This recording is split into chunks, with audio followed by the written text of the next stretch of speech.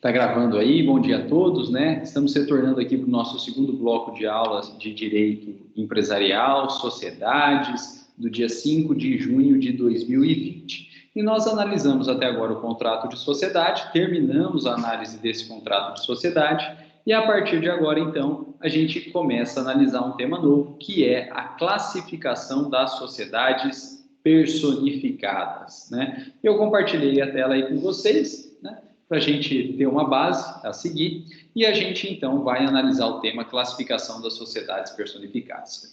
Pessoal, a análise da classificação das sociedades, ela é feita segundo alguns critérios, né? Ela é feita segundo alguns critérios. Mas antes da gente entrar nos critérios propriamente ditos, vamos ver aí a ideia de que esses critérios eles são autônomos e independentes entre si, de modo que, ao falar em classificar a sociedade, nós vamos ter que classificar uma mesma sociedade segundo todos e cada um desses critérios, né? Uma mesma sociedade, ela tem uma classificação diferente, a depender do critério adotado, e todos os critérios devem ser seguidos para fins de classificação dessa determinada sociedade. Bom, pessoal, o primeiro critério é o critério quanto à importância dos sócios, né? Primeiro critério aí, critério quanto à importância dos sócios.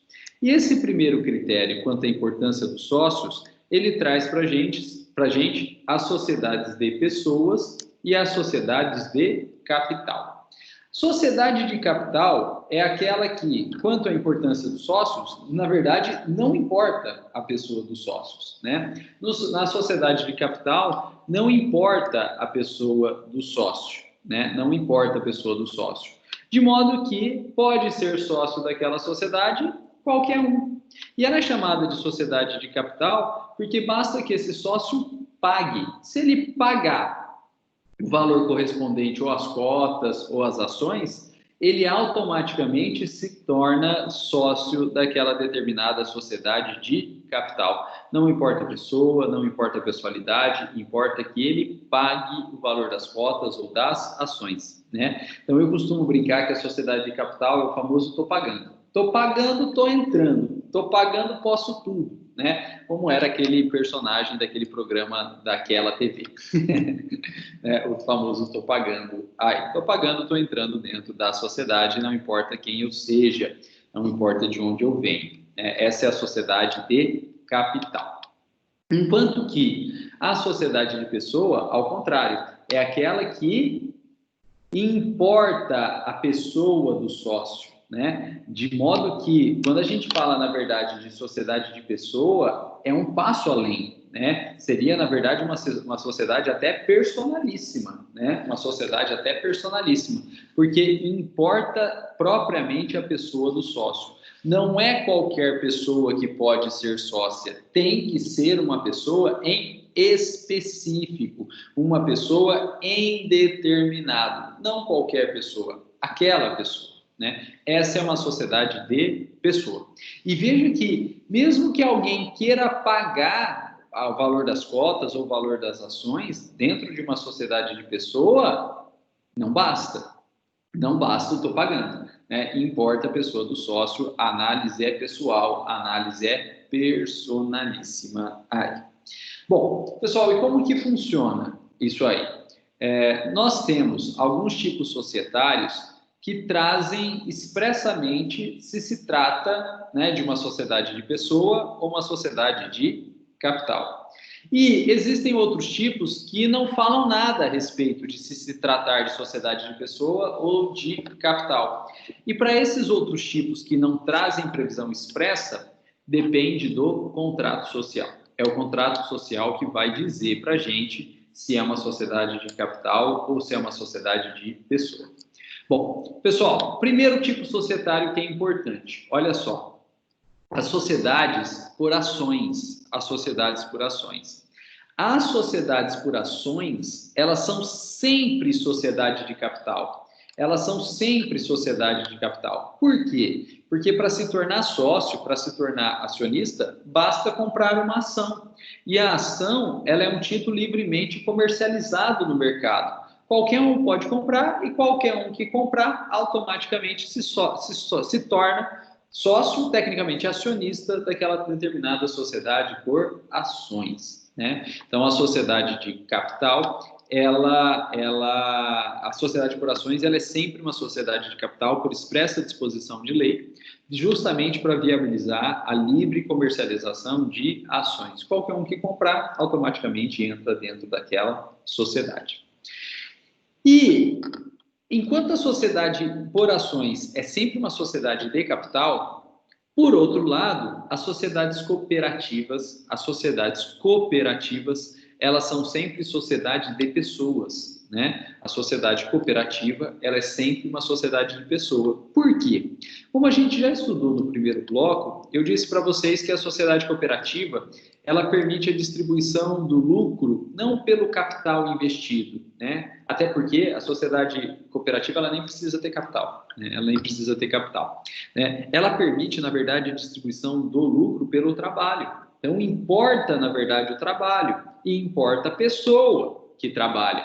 Porque tem gente que vai trabalhar mais, tem gente que vai trabalhar menos, tem gente que vai ter mais aptidão com o trabalho específico daquela cooperativa, vai ter gente com menos aptidão do trabalho específico daquela cooperativa, né? E com isso, então, passa a importar a pessoa do sócio. Por exemplo, cooperativa dos professores de direito. E aí o melhor professor do mundo de física quer entrar nessa cooperativa. Não faz sentido, né? Não que ele não tenha qualificação técnica, claro que tem, é o melhor professor de física do mundo, né? É o melhor professor de física do mundo. Porém, o objeto que ele ensina não é o objeto daquela determinada cooperativa de professores de direito. Então, não faz sentido ele entrar, né? Por exemplo, a gente vai abrir uma sociedade de informática, de empresa de informática. E aí, né, professor Geraldo, professor Guilherme, o professor Domingos, né, querem entrar como sócios e aí vão bater lá na porta da sociedade de informática com a sua Olivetti portátil aí, aquela verdinha que tem uma maletinha. É claro que não vão ser admitidos como sócio, porque, né, a pessoa deles, por mais gabaritados que eles sejam, a idade não é compatível com a ideia de informática. A idade não é compatível com a ideia de informática. Tá, tô zoando, né? Tô brincando aí, né? Então, você não vai analisar o valor em dinheiro. Você vai analisar, na verdade, o valor em características pessoais daquela determinada pessoa e, claro, os interesses e a pertinência daquela pessoa dentro da cooperativa. Então, a cooperativa é sempre uma sociedade de pessoa. E a grande maioria das empresas, né, que são sociedades limitadas. Como que funcionam aí nas sociedades limitadas? Pessoal, nas sociedades limitadas não tem previsão em lei. E aí o próprio contrato que vai estipular. Então, o contrato social da sociedade limitada que vai dizer se ali é uma sociedade de pessoa ou se ali é uma sociedade de capital, né? Então, para descobrir se é sociedade de pessoa ou se é sociedade de capital, você tem que analisar o contrato social da sociedade limitada. Vai ter uma cláusula dizendo, funciona como sociedade de pessoa, né? E vai ter, ou uma cláusula dizendo, funciona como sociedade de capital. Pessoal, e a última observação é que existem alguns tipos de sociedades, né, que ela tem os dois, ela é os dois. Para determinados sócios é de capital, né, e para determinados sócios é de pessoa, né, a sociedade que é assim é a sociedade comandita, né, a sociedade comandita ela faz uma divisão. Para determinados sócios é de capital e para determinados sócios é de pessoa, aí a sociedade. Bom, mas recomenda-se sempre dar uma olhada no próprio contrato social para ver se o contrato social ele não traz uma disposição específica, expressa sobre esse determinado contrato aí, né? E sobre essa determinada sociedade, se é de pessoa aí ou de capital. Bom, pessoal, o que interessa para a gente nessa classificação, a importância prática dessa classificação de sociedade de pessoa, sociedade de capital, é o efeito em caso de transferência de cotas ou de ações, né? Transferência de cotas ou de ações. Olha só, numa sociedade de capital, como não importa a pessoa, importa só o tô pagando, a transferência de cotas ou de ações de um sócio cotista ou de um acionista para terceiro, ela é feita independentemente de anuência ou de autorização dos demais sócios. Como importa apenas o preço, quem pagar o preço entra, a transferência das cotas é feita independentemente de anuência dos demais sócios ou dos demais acionistas. Então, se eu sou sócio de uma sociedade de capital e eu quiser vender minhas cotas, eu posso. E eu vendo para quem eu quiser, independentemente da concordância dos demais sócios, né? E se eu quiser vender para determinada pessoa porque está me pagando mais, eu posso vender para essa pessoa e os demais sócios, os demais cotistas aí, não poderão impedir a entrada dessa nova pessoa. Por quê? Basta o capital, basta que ela esteja pagando. E também acontece essa transferência em caso de morte. Se morrer um sócio cotista em uma sociedade de capital, essas cotas são automaticamente transferidas para os herdeiros do sócio cotista, independentemente de anuência, concordância dos demais sócios aí, né? Então, no caso de morte do sócio cotista numa sociedade de capital, essas cotas são automaticamente transferidas aí para os herdeiros, independentemente de qualquer anuência ou autorização dos demais sócios aí, né? Então, na sociedade de capital, transfere-se cotas ou intervivos pela venda ou causa-mortes aí por herança, né, aos herdeiros, imediatamente, independente de autorização ou anuência dos demais sócios, e o comprador ou o herdeiro entra automaticamente nessa sociedade de capital, independente da autorização dos demais herdeiros e sem que os demais sócios, e sem que os demais sócios possam fazer nada para barrar a entrada dessas pessoas aí, compradores ou herdeiros. É totalmente diferente do funcionamento de uma sociedade de pessoa. Isso é totalmente diferente do funcionamento de uma sociedade de pessoa.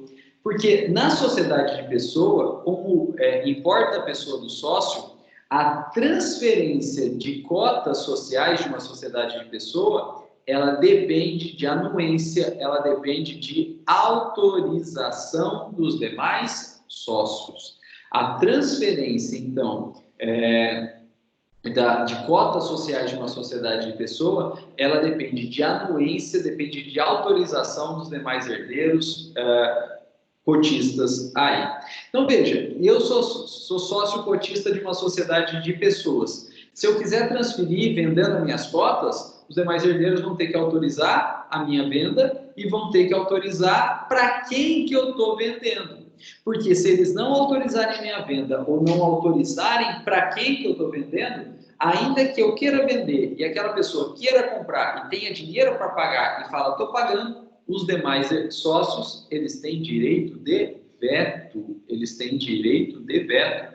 podem vetar a entrada de um novo sócio, eles podem vetar aí a entrada de um novo sócio, né? Então, na sociedade de pessoa, os demais sócios têm direito de veto.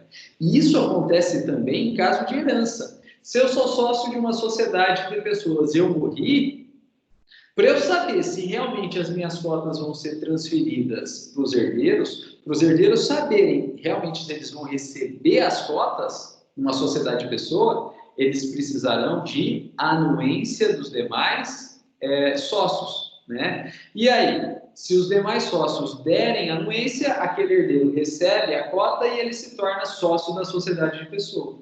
Mas se os demais sócios não derem anuência, se os demais sócios vetarem essa transferência, o herdeiro não recebe a cota social e, portanto, o herdeiro não se torna sócio daquela sociedade. Agora, isso não quer dizer que o herdeiro vai poder sair prejudicado, porque se era direito à herança dele, né, era direito ao patrimônio dele, ele não pode ser prejudicado. Então, se os demais sócios vetarem a entrada do herdeiro como sócio, o herdeiro não recebe cota. Só que a sociedade é obrigada a indenizar esse herdeiro no valor das cotas que ele não recebeu. Então, ele recebe indenização em dinheiro. Ele recebe indenização em dinheiro. Pessoal, então se eu perguntar na prova aí, morreu o sócio, os herdeiros dele vão receber a herança e as cotas sociais? Seguindo a linha do nosso querido professor Domingos, depende. Depende do quê? Do tipo de sociedade. Se for uma sociedade de capital, os herdeiros vão receber automaticamente essas cotas e vão se tornar automaticamente sócios, independente da concordância ou sem qualquer direito de veto dos demais herdeiros, dos demais sócios. Agora, em sendo uma sociedade de pessoa, essas cotas só serão transferidas do falecido para os herdeiros se os demais sócios autorizarem. Eles têm que autorizar. E se autorizarem, então o herdeiro recebe a cota e o herdeiro se torna sócio daquela sociedade. Porém, se os demais sócios não autorizarem, ou seja, se os demais sócios vetarem, não tem transferência de cota nenhuma, O herdeiro não recebe a cota e, consequentemente, o herdeiro também não se torna sócio. E aí? Que para ele não ser prejudicado, a própria sociedade é obrigada a indenizar esse herdeiro. A sociedade ela deve indenizar em dinheiro o valor das cotas daquele herdeiro. Pessoal, isso é muito complicado, por quê? Porque o valor das cotas é apurado no momento da morte. Pode ser que o juiz permita a realização dessa avaliação dentro do próprio inventário. Só que como depende normalmente de produção de prova, e o procedimento de inventário não admite produção de prova, na prática os juízes costumam mandar os herdeiros entrarem com uma ação de avaliação de cotas autônoma ao inventário. Vai ser distribuída por dependência ao inventário, mas autônoma ao inventário. Porque o procedimento de inventário não admite a produção de provas, né? E essas questões que demandam produção de provas são chamadas de questões de alta indagação, e os juízes do inventário normalmente remetem às vias ordinárias, que é justamente o ajuizamento de uma ação própria para fins, então, de avaliação dessas cotas aí, né? Então, isso acaba, na prática, sendo bastante complicado. Sociedade de capital transfere direto, o herdeiro recebe a cota e vira sócio. Direto, imediatamente, super tranquilo. Na sociedade de pessoa, não. Se os sócios autorizarem, o herdeiro recebe e se torna sócio. Se os sócios não autorizarem, vetarem a entrada do herdeiro, eles podem fazer isso, porque é uma sociedade de pessoa, o herdeiro ele não recebe as cotas, não se torna sócio e ele vai ser indenizado em dinheiro pelo valor dessas cotas, apurado no momento da morte. Pessoal, e com isso, então, a gente terminou essa primeira classificação aí em sociedade de pessoa e sociedade de capital. E a gente pode seguir um pouquinho e analisar o segundo critério classificatório, né, que é quanto ao ato constitutivo. Segundo critério classificatório, que é quanto ao ato constitutivo. E quanto ao ato constitutivo, nós temos dois tipos de sociedades, duas espécies de sociedades. As sociedades contratuais, ou então as sociedades institucionais, também chamadas de estatutárias. Então, as sociedades contratuais e as sociedades estatutárias. Olha só, pessoal, bastante óbvio. A sociedade contratual é aquela que tem como ato constitutivo o contrato social. E a sociedade institucional ou estatutária é aquela que tem como ato constitutivo o estatuto, né? Então, sociedade contratual, ela tem como ato constitutivo o contrato social, né? Se você quer constituir uma sociedade contratual, você vai fazer um contrato social. E a sociedade institucional ou estatutária, ela tem como ato constitutivo o estatuto. Se você quer fazer uma sociedade institucional ou estatutária, você tem que elaborar um estatuto. Pessoal, E esses dois atos constitutivos, eles têm também características diferentes. E, consequentemente, essas características diferentes refletem também nas espécies de sociedades. Olha lá, a sociedade contratual, olha a tabelinha, né? A sociedade contratual, ela tem como ato constitutivo o contrato social. E o contrato social, ele é dividido em cotas. Ele é dividido em cotas. E o que é a cota? Cota é um valor percentual e a transferência da cota depende da prévia alteração do contrato social, né? Então, se a gente quer transferir a cota, a gente precisa alterar o próprio contrato social, o que gera uma sociedade mais travada, pelo menos dentro do seu quadro societário aí. Além disso, a sociedade contratual, ela tem como normativa o Código Civil, né? Então, quem traz as normas das sociedades contratuais é o Código Civil. E a sociedade contratual, ela tem 3 tipos societários que a gente vai estudar provavelmente na próxima aula aí, que são a sociedade em nome coletivo, a sociedade comandita simples e a sociedade limitada, né? Então, a sociedade contratual, ela traz 3 tipos societários: sociedade em nome coletivo, sociedade comandita simples e sociedade limitada. Ao passo que as sociedades estatutárias ou institucionais, elas têm como ato constitutivo o estatuto social. E a grande característica do estatuto social é que o capital social é dividido em ações, de modo que as sociedades estatutárias ou institucionais são as sociedades por ações, né? Por ações. São as sociedades por ações, porque o estatuto permite a divisão do capital social em ações. Pessoal, o que é a ação? A ação é um título. A ação é um título. E sendo um título, ela é livremente comercializada, né, pela simples tradição. O que é simples tradição? A simples entrega desse título de mão em mão. Claro que antigamente que era feito dessa forma, porque antigamente a ação era um papel, né? Era um documento aí, um papel. Não era fácil entregar de mãos em mãos. Vinha o dinheiro e entregava o papel da ação. Hoje não mais, né? Hoje as ações, elas são sinais eletrônicos, né? Certificados, principalmente por uma entidade chamada CETIP, né? Que é a central de custódia, né? De títulos, custódia de títulos aí, né? A CETIP. Então, tem todo um regramento e uma sistemática digital hoje, não tem existência física mais, né? Mas, ainda assim, ela é livremente comercializada como um título, sem a necessidade alguma de alteração de qualquer contrato, né? De qualquer estatuto, né? A ação ela é livremente comercializada sem alteração de nada do contrato ou do estatuto. Bom, as sociedades estatutárias ou institucionais por ações, elas têm uma lei própria, que é a Lei 6.404 de 76, que é a famosa Lei DSA, Lei de Sociedades Anônimas, né? Então, elas não são regidas pelo Código Civil, elas são regidas pela Lei DSA, né? E as sociedades estatutárias, institucionais ou por ações, elas têm aí 2 tipos societários que a gente vai estudar também, né? A sociedade comandita por ações, a sociedade comandita por ações, né? E o que acontece mesmo na grande maioria dos casos, a sociedade anônima, também chamada de companhia, né? Então, no direito empresarial, pessoal, se vocês virem o termo companhia, companhia não é sinônimo de empresa ou de sociedade em geral. Tecnicamente, no direito empresarial, companhia é sinônimo de sociedade anônima, né? Companhia é sinônimo de sociedade anônima. Bom, e essas são, então, as diferenças entre as sociedades contratuais e as sociedades estatutárias. Quem vai fazer sociedade contratual, né, é quem tem menos grana aí, né, e vai fazer por conta.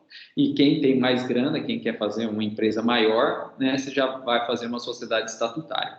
E é muito comum a empresa, então, começar como sociedade contratual, pequenininha, né, e conforme ela for se desenvolvendo, ela se transforma em sociedade estatutária ou institucional e começa a vender ações, né? Muito comum aí. Então, pode ser contratual e só contratual a vida inteira, pode ser só estatutário e só estatutária a vida inteira, mas pode surgir como contratual e se transformar em estatutária, né? Quando ela cresce e ela quer, então, vender ações, arrecadar dinheiro no mercado, né? Então, tem essa possibilidade também. Pessoal, e seguindo mais um pouquinho aí, o terceiro critério classificatório das sociedades quanto à nacionalidade, né? Terceiro critério classificatório das sociedades quanto à nacionalidade. E aqui é bem bobinho, mas eu gosto de falar desse critério classificatório porque eu acho que a gente está perdendo tempo, né? Enquanto brasileiros, enquanto ordenamento jurídico brasileiro, a gente está perdendo tempo. Aí é por isso que eu gosto de falar desse critério. Olha só, quanto à nacionalidade, nós vamos ter as sociedades nacionais brasileiras, né? Portanto, do Brasil, né? E se não for nacional, se não for brasileira, vai ser de algum outro lugar do mundo, e aí a gente chama de sociedades estrangeiras, né? E a gente precisa ver, então, quando que o Brasil vai considerar uma determinada empresa como nacional, como brasileira mesmo. E quem traz para a gente esses critérios para definir quando que uma sociedade é nacional, quando que uma sociedade é brasileira, é o artigo 1126 do Código Civil. E quando a gente analisa esse artigo 1126, que traz os requisitos para ser uma sociedade brasileira, uma sociedade nacional, a gente percebe que são requisitos cumulativos, ou seja, precisam estar presentes todos esses requisitos para que seja considerada uma sociedade nacional ou brasileira. O que, na prática, acaba dificultando, porque tem que estar presente tudo para ser brasileiro. E, como são requisitos cumulativos, qualquer requisito que falte, ela não vai ser brasileira, ela vai ser estrangeira. E, com isso, a gente acaba, na prática, dificultando que as empresas sejam reconhecidas como brasileiras, né? Seria muito bom se a gente pudesse reconhecer mais empresas como brasileiras, criar um vínculo com essas empresas, até por conta da economia aí, mas não, né? O nosso ordenamento jurídico, ele entende que são requisitos cumulativos, então tem que estar presentes todos, e para estar presentes todos acaba dificultando, e ao dificultar, é difícil que seja considerada empresa brasileira, e se não é brasileira, é estrangeira, e a gente perde uma boa oportunidade de ter empresas aí tidas como nacionais. Bom, pessoal, e aí fica então essa crítica que eu comentei com vocês, que eu tenho a impressão que a gente está perdendo tempo, né? A gente devia, ao contrário, não dificultar, mas sim facilitar o reconhecimento de empresa como brasileira. Bom, pessoal, e quais são esses critérios? Quais são esses critérios cumulativos para que uma empresa seja nacional, seja brasileira? Primeiro critério, a organização dela tem que estar de acordo com a lei brasileira. Então, a organização dela tem que estar de acordo com a lei brasileira. Ou seja, tem que ter um contrato social, um estatuto social feito, elaborado, segundo a lei brasileira. E, além disso, esse contrato social, ou esse estatuto social, ele deve ser registrado em uma junta comercial do Brasil, né? Então, quando se vê ali organização de acordo com a lei brasileira, o que se quer é que seja elaborado o ato constitutivo, segundo a lei brasileira, e registrado esse ato constitutivo em uma junta comercial do Brasil, claro, consequentemente, conforme a lei brasileira. E além disso, a empresa necessariamente ela tem que ter a sede no Brasil, né? O contrato social, o estatuto, a gente já viu, tem como requisito a previsão da sede. Para que ela seja brasileira, ela tem que ter necessariamente a sede dela no Brasil. Esses são os dois requisitos e eles são requisitos cumulativos. Pessoal, se faltar qualquer um desses requisitos, a empresa não será brasileira, a empresa será estrangeira. Mesmo que ela tenha sido organizada segundo a lei brasileira, mas se a sede não é no Brasil, ela não é brasileira, ela é estrangeira. E ainda que a sede esteja no Brasil, mas ela não foi organizada segundo a lei brasileira, ela não é brasileira, ela é estrangeira. Pessoal, como que isso aqui vai cair na prova? Olha lá, eu vou dar a questãozinha e vou falar o seguinte, que a empresa brasileira é aquela organizada de acordo com a lei brasileira ou com sede de administração no Brasil. Isso é falso ou verdadeiro? Isso é falso, isso é falso. Não é ou, é e, porque são requisitos cumulativos. A conjunção aí entre esses dois requisitos é uma conjunção de soma, né? Uma conjunção de adição. Tem que ter os dois. Então, é um e outro para constituir a empresa segundo a lei, segundo uma empresa brasileira. E não tendo faltando qualquer um desses requisitos, a empresa não será brasileira, né? A empresa será estrangeira. O Gladson colocou aí, a conjunção aditiva. É isso aí mesmo, né? Conjunção aditiva. Né? Tem que ter o ezinho aí somando. Não pode ser o ou, né? Que aí é conjunção adversativa, né? O ou é conjunção adversativa ou alternativa, né? Adversativa, disjuntiva, né? Então, tomem cuidado com o ou. E, pessoal, eu falo isso em sala, né? Eu falo isso em sala e eu coloco a questão em prova. Não sei se vai cair na prova de vocês ou da noite, mas provavelmente vai cair, né? E muita gente erra. E aí as pessoas pedem revisão de prova. Aí elas vêm, professor, aqui ó, tá os dois. Pega o caderno aí, pode olhar, você colocou os dois. Aí eu falei, realmente. Coloquei os dois. E coloquei que eram requisitos cumulativos. E aqui na tua questão tá ou, não tá aí. Ah, foi só isso, professor. Foi só isso, né? E aí a pessoa entende, né? E não erra mais. Mas é um erro, apesar de eu falar em sala, é um erro extremamente comum e acontece sempre aí. E é por isso que eu faço questão de reiterar sempre essa questão, né? Não pelo conteúdo em si dela, porque é bobinho, né? Mas para que a pessoa que erra, aquele famoso ditado, né? Quem apanha, aprende, não esquece jamais. Então, a pessoa que erra por uma bobeira dessa, ela erra aqui na prova, quando pode errar, mas ela passa a ter, às vezes até inconscientemente, um cuidado maior na leitura e na resposta das questões, né? E esse cuidado pode ser depois o diferencial dela ser aprovado ou não, né? Numa prova de concurso, né? Na prova da OAB no futuro aí, né? Então, por isso que eu faço questão de colocar essa prova, essa questão. Né? Ela é bobinha, o conteúdo dela é tranquilo, mas é um detalhe que a pessoa que erra, às vezes, toma um chá ali, né? Toma uns tapas e não volta a errar no futuro, né? Passa a ter mais atenção aí. Né?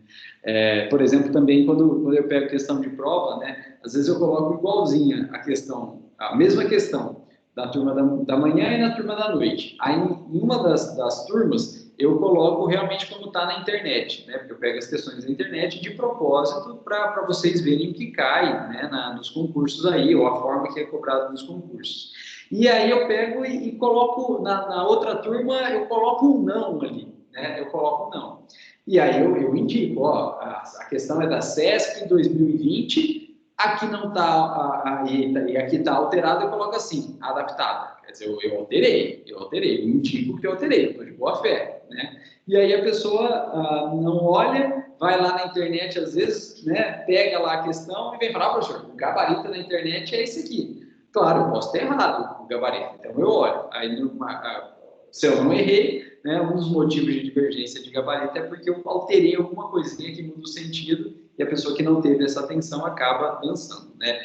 Professor, isso é sacanagem. Eu também acho, né? Mas a gente pode fazer essas sacanagens agora, porque também não prejudica ninguém muito aí, né? E ganha essa malícia de prova no futuro pode fazer uma diferença muito grande, né? Então, por isso que eu coloco essa questão, mesmo ela sendo bobinha. O Gladson colocou ali, ó, se eu digo que amo João e Maria, significa que amo o casal. Todavia, se eu digo que amo João ou Maria, significa que amo um e não amo o outro. Disjuntivo, né? Excludente, né? A opção por um exclui necessariamente a opção pelo outro, né? É isso aí mesmo. Bom, pessoal, então fica essa observação, pode ser que caia na turma de vocês, pode ser que caia na turma da noite, mas provavelmente vai cair. E provavelmente vai ter um ou lá. Se cair, né, provavelmente vai ter um ou. Fiquem atentos a isso. Bom, pessoal, e depois aí vem o último critério classificatório, que é quanto à responsabilidade, né? Último critério classificatório, que é quanto à responsabilidade. E quanto à responsabilidade, nós temos aí as empresas de responsabilidade ilimitada, o que significa dizer que os sócios respondem com o seu patrimônio pessoal pelas dívidas da sociedade. Então, se a sociedade não pagar, os credores da sociedade, independente de desconsideração da personalidade jurídica, vão cobrar o patrimônio pessoal do sócio, né? E o sócio, então, ele responde com o seu patrimônio pessoal pelas dívidas da sociedade, né? E aqui, pessoal, eu queria, né, que vocês já atentassem para quais são as sociedades de responsabilidade limitada que a gente tem aqui no Brasil, né? Quais são as sociedades de responsabilidade 100% limitada que a gente tem aqui no Brasil? Vou colocar 100% ilimitada que a gente tem aqui no Brasil. Olha lá. A primeira é a sociedade em comum, né, que a gente comentou na aula passada. A sociedade em comum é aquela que existe de fato, porém ela não foi levada a registro.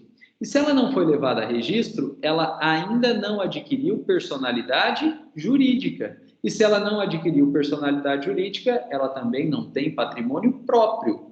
Então, de quem que é o patrimônio que está ali em jogo? É dos sócios. É só o patrimônio pessoal do sócio, porque não existe pessoa jurídica, e se não existe pessoa jurídica, não tem patrimônio próprio, né? Então, a sociedade em comum, também chamada de sociedade de fato ou sociedade irregular, é aquela que existe de fato, mas não foi levada a registro, e por isso não tem personalidade jurídica, não tem patrimônio próprio, e com isso a sua responsabilidade é ilimitada. Péssimo, né? Péssimo para o mundo empresarial. Bom, pessoal, a segunda sociedade que tem responsabilidade 100% ilimitado, é a sociedade contratual em nome coletivo, né? Sociedade contratual em nome coletivo. A sociedade contratual em nome coletivo, ela tem contrato social, ela foi levada a registro, ela está registrada, ela é regular perante o direito, tudo certinho. Mas por força de lei, a responsabilidade dela e dos sócios, mesmo tudo certinho, tudo regular, será 100% ilimitado. Sociedade contratual em nome coletivo. Pessoal, e é por isso, né, em razão dessa característica dela, que mesmo estando tudo certinho, tudo regular, a responsabilidade dela é 100% ilimitado, é que ela não existe na prática. Ninguém vai perder tempo fazendo uma sociedade, fazendo contrato, registrando esse contrato, para que tenha, na verdade, responsabilidade ilimitada, como já tinha antes como empresário individual. Não faz sentido perder esse tempo. Ninguém faz, né? Então, apesar da gente ter formalmente, ou no direito, no ordenamento jurídico, essa sociedade em nome coletivo, ela não existe na prática, né? Eu não lembro onde eu li isso, mas eu li que a última que teria sido registrada na Junta Comercial aqui no estado de São Paulo é da década de 60, década de 50 a 60. Então, já faz aí seus 70 anos que não tem registro de uma sociedade em nome coletivo. Por quê? Não faz sentido, né? Não faz sentido. Mas está prevista no ordenamento jurídico, então a gente comenta que, infelizmente, até cai em prova, né? Não na nossa, né, mas em provas em geral aí, concurso público. E concurso público adora aquilo que é teórico e não é prático, né? Porque só vai acertar quem realmente teve horas de bunda de cadeira, né? Como dizia o LFG, HBD, né? Horas de bunda de banco. Então, o concurso público gosta disso, né? A sociedade, então, contratual em nome coletivo, ela tem responsabilidade 100% ilimitada e isso justifica a inexistência dela na prática. E a observaçãozinha final que eu queria falar com vocês, que a gente precisa tomar cuidado, é a sociedade cooperativa. Por quê? Desculpa, pessoal. Por quê?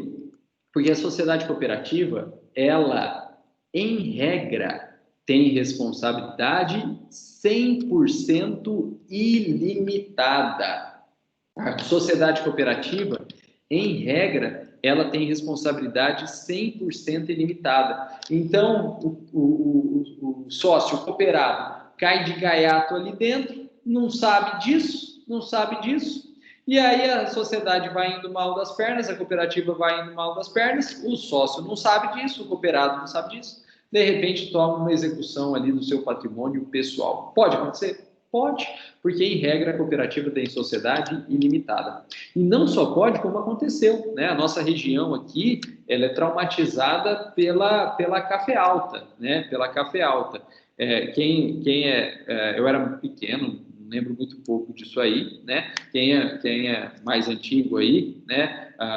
Seu Oswaldo. Seu Oswaldo com certeza lembra, né? Trabalhava no banco, era gerente de banco nessa época, com certeza ele vivenciou esses problemas aí da café alta. E muita gente, pessoal do sítio, né? Foi cooperado da café alta, não sabia desse detalhe, né? E aí só foi descobrir quando já estava penhorado o sítio dele, quando, né, o nome dele estava sujo, quando ele já não conseguia financiamento e muita gente aí teve problemas sérios, não só patrimoniais como pessoais, por conta desse fato da café alta. E para resolver esse problema, pessoal, recomenda-se aí, né, que se leia, claro, o Estatuto Social da Cooperativa. E mais que isso, olha só, em regra, a cooperativa ela tem responsabilidade 100% ilimitada. Porém, é possível que se faça uma previsão contratual no Estatuto da Cooperativa, transformando ela em responsabilidade limitada. E hoje é feito, né? Depois de todos esses problemas que tiveram no passado aí, hoje é assim que é feito. Se faz um contrato, um estatuto de uma sociedade cooperativa, coloca uma cláusula contratual dizendo que essa cooperativa terá responsabilidade limitada ao valor das cotas partes, né, de cada um dos cooperados. Belezinha, a responsabilidade se transformou em limitada e aí os cooperados estão protegidos, né? Os cooperados estão protegidos. Um estatuto social que eu tive a oportunidade de ver foi de uma cooperativa rural aqui, né, de Jales, né, que o Lúcio Lombardi, né, meu companheiro aí no magistério, né, a gente deu aula um tempo junto, né, não damos e dividíamos carro, né? Nós somos vizinhos de casa aqui também, né? E ele integrava essa cooperativa, né? E como administrador, né? E ele teve algumas ações, né? Trabalhistas e a gente atuou nisso, a gente pôde ver então o estatuto. E lá eu fiz questão de olhar, tem a cláusula, né? De responsabilidade limitada. E é a dica que eu dou. Se vocês forem fazer um estatuto, coloquem uma cláusula de responsabilidade limitada. E se, ao contrário, vocês forem se filiar a uma cooperativa, verifiquem se aquela cooperativa, naquele estatuto, tem uma cláusula de responsabilidade limitada aí. Se tiver, está tranquilo, a responsabilidade é limitada. Se não tiver, tem que pensar duas vezes aí, porque ela pode quebrar, e se ela quebrar, você vai ter que responder com o seu patrimônio pessoal. Bom, pessoal, essa é a sociedade de responsabilidade ilimitada, né? E aí a gente pode seguir um pouquinho e falar agora sobre a sociedade de responsabilidade limitada. A sociedade de responsabilidade limitada é aquela em que as dívidas da empresa se limitam ou podem incidir apenas no patrimônio da própria empresa, né? O patrimônio pessoal do sócio fica protegido, fica blindado. Claro que existe exceção, que é a desconsideração da personalidade jurídica, mas é uma exceção. A regra é a responsabilidade limitada, então, pelas dívidas da pessoa jurídica, só respondem o patrimônio da própria pessoa jurídica aí, e o patrimônio pessoal do sócio fica protegido. Bom, isso a gente já tinha visto. Eu queria aproveitar com vocês, na verdade, que a gente visse quais são as sociedades de responsabilidade limitada que a gente tem no ordenamento jurídico brasileiro, né? Quais são, então, as sociedades de responsabilidade 100% limitada, né? Responsabilidade 100% limitada que a gente tem no ordenamento jurídico brasileiro. Pessoal, a primeira sociedade com responsabilidade 100% limitada é a sociedade despersonificada em conta de participação. Sociedade despersonificada em conta de participação. Essa sociedade nós comentamos na semana passada, né, que foi naquela aula gravada. E ela se dá com a presença de dois tipos de sócio.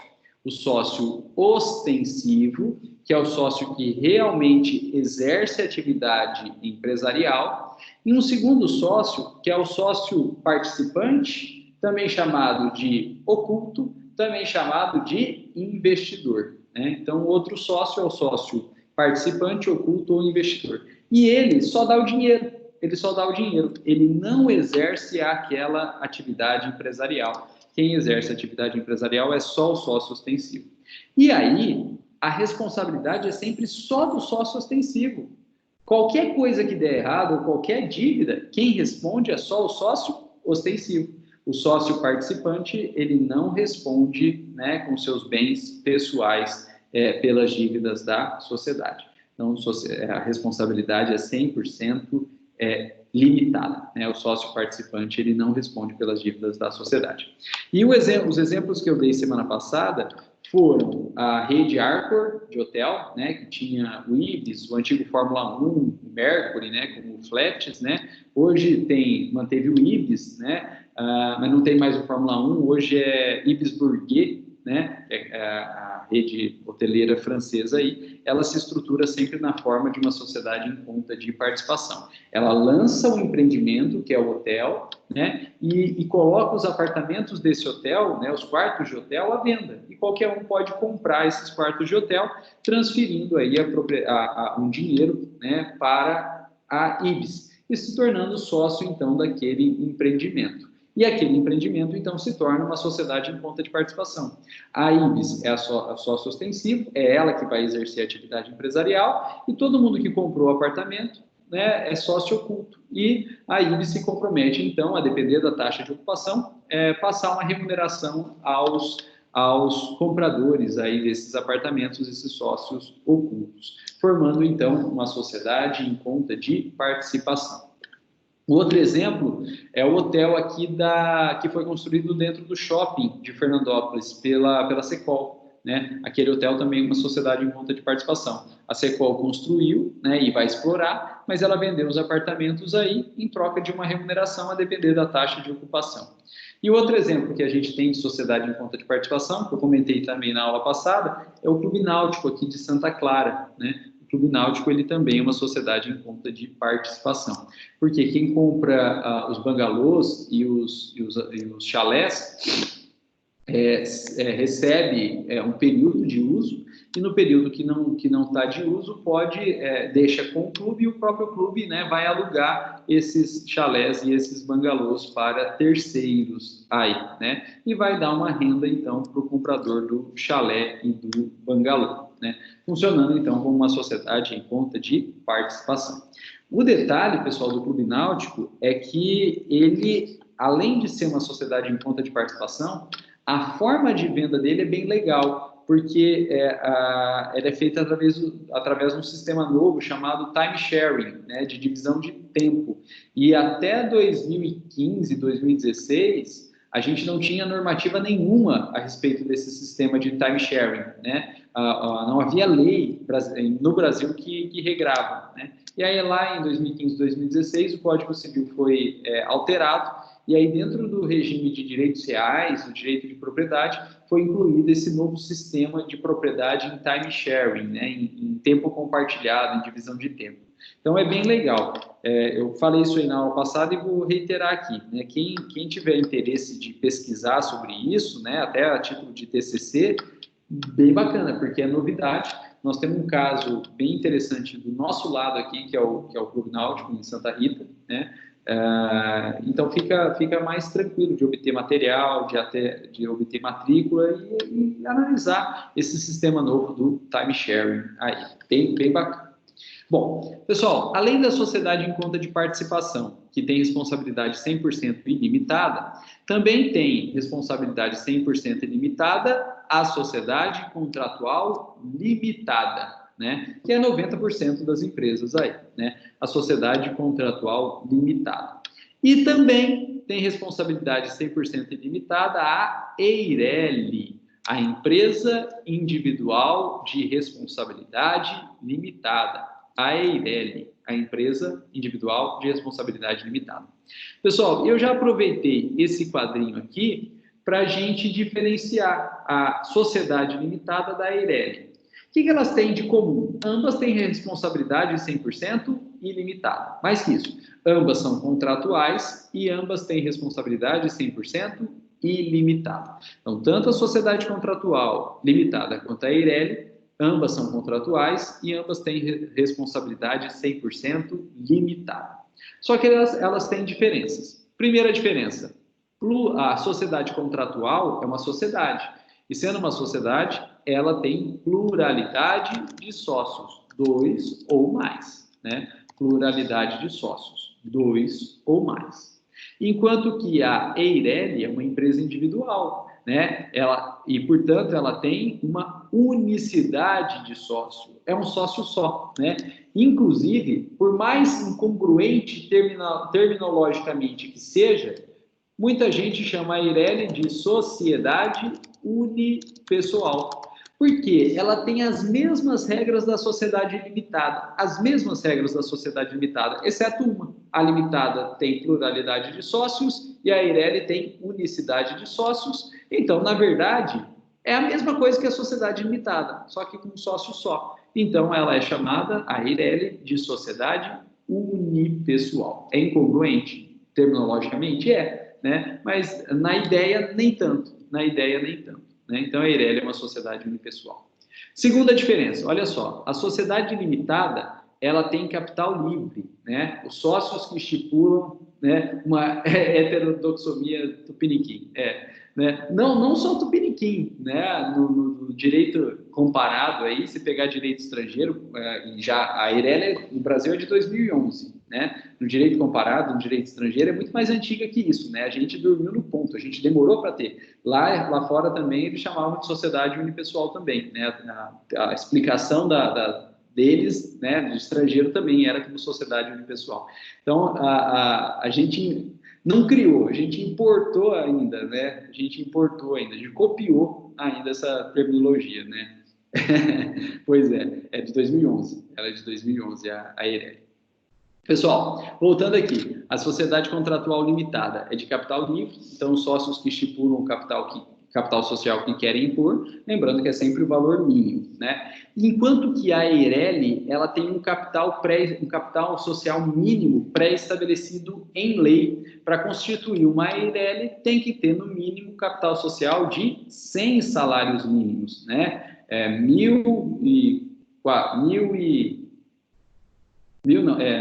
100.450 reais, né? 100.450 reais aí. Né? Então, é muita coisa, né? É muita coisa. A EIRELI, ela tem um capital social mínimo aí. 1.450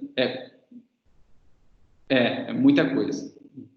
Bom, pessoal, e a última diferença, olha só, o nome empresarial. A sociedade limitada é uma sociedade, então ela vai ter como nome empresarial ou firma social ou denominação, seguido aí, né, da sigla final de limitada, de LTDA, né, LTDA. Então, a sociedade limitada, ela tem o seu nome ou por firma social ou por denominação, e ela vai necessariamente trazer a sigla final LTDA. Enquanto que, olha só, a EIRELI, que é uma empresa individual, o nome empresarial dela necessariamente vai ser por firma individual. Só firma individual, não tem outro jeito, tem que ser por firma individual. E, claro, essa firma individual vai ser seguida aí da sigla, EIRELI, né? Ou EIRELI, Empresa Individual de Responsabilidade Limitada. Né? Então, a sociedade limitada pode ser por firma social ou denominação, e a EIRELI só por firma individual, aí não tem outro jeito. Pessoal, e a última sociedade com responsabilidade 100% limitada, né? 100% limitada, é a sociedade estatutária ou institucional, sociedade anônima, né? As famosas SA. Né? Sociedade estatutária ou institucional, sociedade anônima, SA. ela tem responsabilidade 100% limitada, 100% limitada. Pessoal, e essas são as empresas de fato que a gente encontra, né, na realidade aí, né? Em conta de participação, tivemos vários exemplos reais, sociedade limitada, todo mundo já viu, Eireli também, provavelmente todo mundo já viu aí, é mais raro, né? Não só porque é nova, mas pela dificuldade de obter um capital social tão grande assim, né? E também as sociedades anônimas, aí as grandes empresas são na forma de sociedade anônima, né? Então, a real, né, a realidade fática está aqui, dentro das sociedades limitadas. Pessoal, e para a gente terminar, o diferentão aí, o diferentão. São sociedades com responsabilidade mista. A terceira espécie aqui é o diferentão, né? As sociedades com responsabilidade mista. Então, é uma sociedade em que se tem responsabilidade mista. Parcela dos sócios vão ter responsabilidade ilimitada e a outra parcela dos sócios vão ter responsabilidade limitada, né? Não precisa necessariamente ser meio a meio, né? Por isso que eu não falei metade é um, metade é outro. Não é. Apesar de ser mista, não precisa ser metade, né? É parcela. Uma parte dos sócios vão ter responsabilidade ilimitada e a outra parcela vai ter responsabilidade limitada. Pessoal, só que isso também não acontece na prática, né? Isso não acontece na prática. Por quê? Quem que vai fazer uma sociedade para continuar tendo responsabilidade ilimitada? Ainda que não 100%, mas uma parte, sim, né, ilimitada. Então, não se justifica na prática aí, né? Inclusive, ontem à noite a gente estava conversando com a turma da noite, né? E o Especiado comentou, mas para que isso? Né? Para que isso está no ordenamento jurídico aí? Né? O problema não é estar no ordenamento jurídico, o problema é, infelizmente, não ser usado. Por quê? Claro que para os sócios, e principalmente para o sócio que tem uma responsabilidade ilimitada, isso não é bom. Mas para os credores dessa sociedade, isso é ótimo. Né? Para os credores dessa sociedade é ótimo, porque eles vão poder cobrar da sociedade e se ela não pagar, né, eles vão poder cobrar pelo menos de um sócio. Outros sócios vão ficar protegidinhos, mas pelo menos o sócio que provavelmente exercia a atividade empresarial, que era o gestor, que era o administrador, e se fez dívida, a culpa é dele, esse sócio aí tendo responsabilidade ilimitada. Ou ele não faz tanta cagada assim, ou ele presta atenção no que ele está fazendo, porque ele vai ter medo de sofrer na própria pele, ou se, apesar de tudo acontecer, ele responde e os credores ficam garantidos, né? Então, o problema não é estar no ordenamento jurídico. Estar no ordenamento jurídico é uma maravilha. O problema é não ser usado, né? E aí eu disse para o Especiado, por que os órgãos públicos, quando eles vão fazer licitação, eles não colocam no edital que deve ser uma sociedade mista, né? Nem todos os sócios com responsabilidade ilimitada, porque também ninguém vai querer, né? Mas pelo menos um sócio dando a tapa à cara. O cara que vai gerir a empresa ou vai gerir o serviço público, né? Na forma de uma licitação, né? Na forma de um contrato administrativo, né? Delegação de serviço público, põe o cara lá que vai gerir com responsabilidade ilimitada. Quero ver o cara permitir grandes artes ali dentro da sociedade, né? Então, seria uma forma interessante, né, prevista no ordenamento, só que não é usada, de responsabilizar o gestor, né? Responsabilizar o gestor. O cara participou da licitação, vai ter uma delegação de serviço público, aquele cara, pelo menos um cara, vai ter responsabilidade limitada.